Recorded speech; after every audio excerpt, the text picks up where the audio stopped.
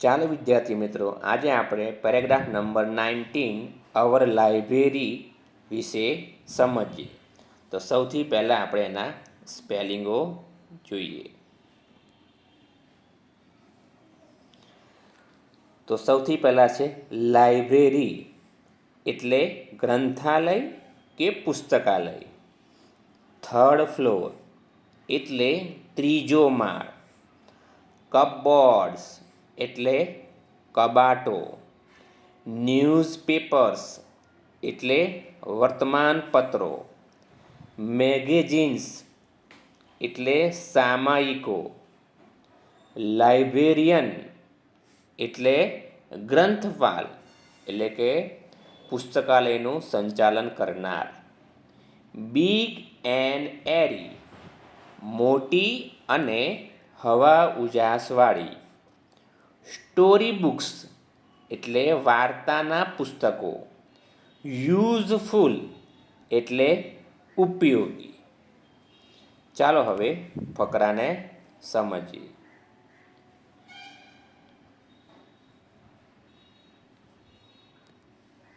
Number 19 અવર library અમારું પુસ્તકાલય. Our school has a big library અમારી શાળાને મોટું પુસ્તકાલય છે. It is on the third floor તે ત્રીજા માળ પર છે.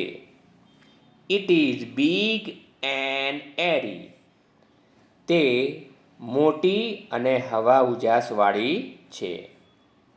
There are many cupboards in the library.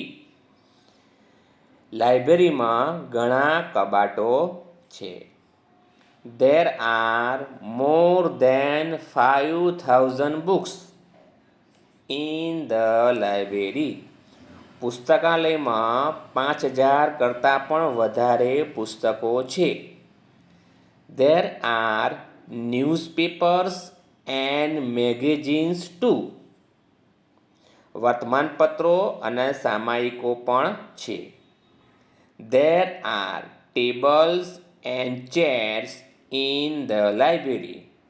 પુસ્તકાલયમાં ટેબલો અને ખુરશીઓ છે. Mister Mehta is our librarian. Mister Mehta અમારા ગ્રંથપાલ છે.